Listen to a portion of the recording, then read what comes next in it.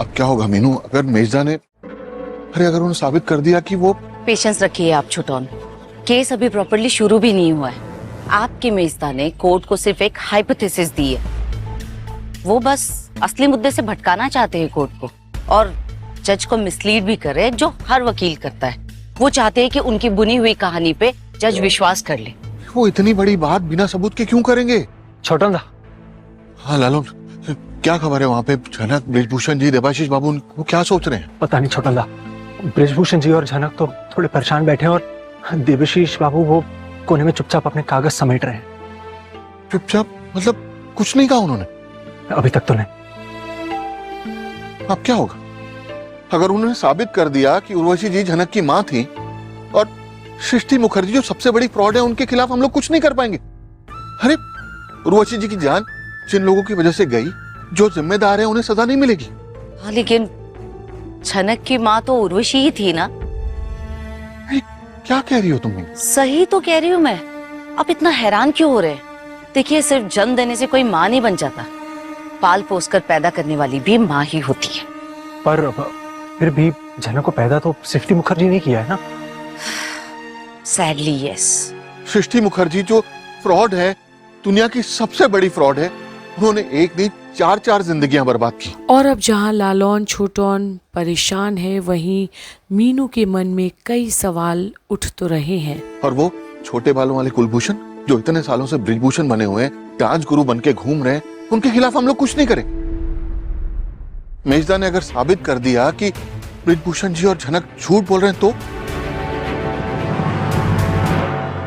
लालू, तुम कमिश्नर साहब से बात करो ना, शायद वो कुछ हमारी हेल्प कर पाए। कोई सबूत हो या कोई विटनेस हो जो उनके खिलाफ गवाही दे पाए। छोटौन, आप इतना पैनिक क्यों कर रहे हैं? अगर आप ही ऐसा करेंगे तो बबलू दादा और बोड़ो बोदी को कैसे संभालेंगे हम? छोटन दा, आप चिंता मत करो ना, अपन कमिश्नर काका से बात करेगा, अपन कुछ ना कुछ हल निकाल ही लेंगे इसका। हाँ, और केस तो बस अभी शुरू हुआ है ना। आपके मेजदा ने बहस छेड़ी है, पर देवाशीष बाबू वो भी तो काउंटर आर्गुमेंट करेंगे ना। अरे आप लोग समझ नहीं रहे हैं, मैं अपने भाई को जानता हूँ। मैं अच्छी तरह से जानता हूँ कि वो आदमी क्या है और क्या कर सकता है। सिर्फ मेरे बड़े भाई हैं, इसीलिए कुछ बोल नहीं पा रहा हूँ। और अब छोटौन की बढ़ती बेचैनी को लालौन और मीनू समझ तो रहे हैं, पर करे भी तो क्या। सबको पता है शुभो का चरित्र आखिर कैसा है। मैं बस इतना चाहता हूँ कि झनक को अपना खोया हुआ हक वापस मिल जाए। अच्छा, आप एक काम करिए, आप अंदर जाइए, मैं आती हूँ। और जहां मीनू उन्हें तो भेज देती है, पर उसके दिमाग में आखिर क्या चल रहा है इस वक्त वो किसी को नहीं बताती। वहीं तनुजा, लाल और बिपाशा। अर्शी को बुलाया तुमने? हाँ काकी, मैंने बुलाया है, लेकिन वो आएगी कि नहीं ये नहीं पता। क्यों? क्यों मतलब क्या? कोर्ट के अंदर देखा ना तुम्हारे भाई की करतूत। क्या लगता है तुम्हें ये सब हो जाने के बाद अर्शी आएगी? सच कहूँ तो अर्शी के रहते अनी ने झनक का साथ दिया है। मेरा तो सर शर्म से झुक गया है। काकी माँ, बुलाने के बाद भी अगर अर्शी आज नहीं आई ना, तो आप समझ लेना मामला बहुत ही ज्यादा सीरियस हो चुका है। अरे मगर हम तो अर्शी के ही साथ है ना। काकू भी इनफैक्ट सृष्टि आंटी और अर्शी के लिए केस लड़ रहे हैं। हाँ लाल, लेकिन सृष्टि आंटी और अर्शी को हम अनी के थ्रू जानते हैं। अनी का हाथ पकड़ के अर्शी हमारे घर में आई थी और अनी ने उसे ठुकरा दिया। क्या लगता है तुम्हें उसे बुरा नहीं लगेगा? पर एक बात तो माननी पड़ेगी कि काकू ने कितना बढ़िया आर्गुमेंट किया दूसरे वकील के साथ। वो तो देखता ही रह गया था। झनक के सारे दावों को गलत बता दिया उन्होंने। और जैसा लाल है इस वक्त के मुद्दे को ही बदल देता है, और अब ये तीन बड़े ही खुश हो रहे हैं शुभो की पेशकश सुनकर। मुझे तो लगता है सृष्टि आंटी ये केस बहुत आसानी से जीत जाएंगी। आपको क्या लगता है काकी? मुझे भी यही लगता है कि केस तुम्हारे काकू ही जीतेंगे। हाँ काकी माँ, काकू ही जीतेंगे, और जीतने के बाद उस झनक पर मानहानि का केस करेंगे। जिंदगी भर चक्की पिसवाएंगे जेल के अंदर, देख लेना। दिमाग खराब करके रख दिया लड़की ने।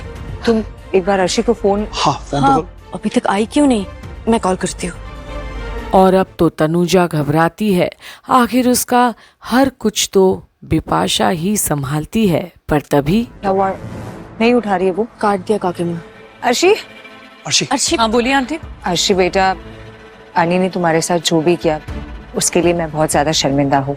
तो अब क्या करेंगी आंटी आप? अनी ने जो भी किया उसे सोच समझ के करना चाहिए था। एनीवे, आप लोगों ने मुझे यहाँ क्यों बुलाया बताइए। वो क्या है ना अर्शी, देखो कुछ घंटों की बात है, उसके बाद कोर्ट का फैसला हम सबके सामने आ जाएगा। और तुम देख लेना, उस झनक नाम की पनौती से हम सबको हमेशा हमेशा के लिए छुटकारा मिलेगी। भाभी आप भी जानती है कि ऐसा कुछ नहीं होने वाला। और अब तो अर्शी की ये बात सुनकर सबके चेहरे का रंग उड़ सा जाता है। पिछले 1 साल से मैं यही सुन रही हूँ। नहीं अर्शी, इस बार हम झनक को ठिकाने लगा के ही रहेंगे। मानहानि का केस करेंगे उसके ऊपर, लेकिन सबसे पहले काकी माँ, हमें अनी को सीधा करना होगा, ठीक करना होगा उसे, क्योंकि अर्शी के साथ उसने जो भी किया वो माफी के लायक नहीं। हाँ, मैं तुम्हारे काकू से बात करूंगी और जरूरत पड़ी ना तो प्रॉपर्टी से भी अनी का नाम निकलवा देंगे और उसे सजा देंगे हम। लेकिन अर्शी तुम देख लेना, केस हमारे फेवर में आएगा। सृष्टि आंटी को कुछ नहीं होगा। तुम बस इतना बताओ कि पार्टी कहाँ लोगी। और अब पार्टी का नाम सुनकर तो अर्शी और भी चौंकती है।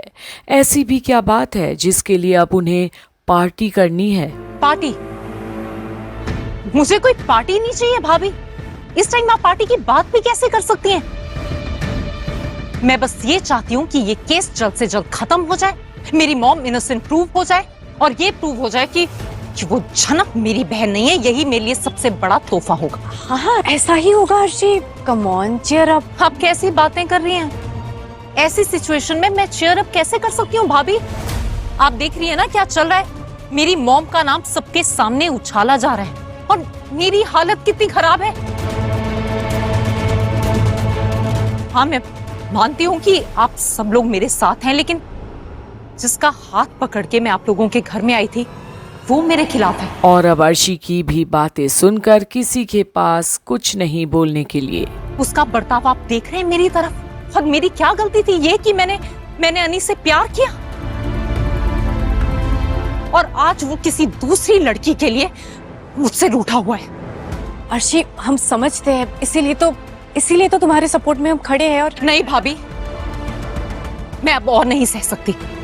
मैं चलती हूँ। अर्शी, अर्शी, अब क्या होगा बिपाशा? काकी माँ टेंशन मत लीजिए। अर्शी नाराज है लेकिन समझदार लड़की है। बस एक बार काकू ने उनकी पिटीशन को रिजेक्ट करवा दिया ना जज के थ्रू, तब आप देखना क्या होता है।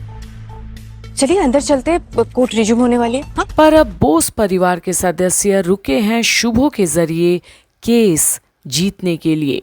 पर क्या ये मुमकिन होगा जहां केस सबूतों की आधार पर जीती जाती है, अजम्पशन के तौर पर तो नहीं। तो क्या मीनू ही कुछ करेगी झनक के खातिर? ये देखने के लिए बने रहिए आगे के अपडेट्स के लिए यहीं कंप्लीट बॉलीवुड पर, क्योंकि झूठ की चादर ज़्यादा देर तक तो नहीं ओढ़ी जा सकती, पर सच सामने लाने में बड़ी मशक्क़त करनी पड़ती है, वो भी सबूतों के साथ। तो क्या होता है झनक की अपडेट्स में, देखते रहिए कंप्लीट बॉलीवुड पर।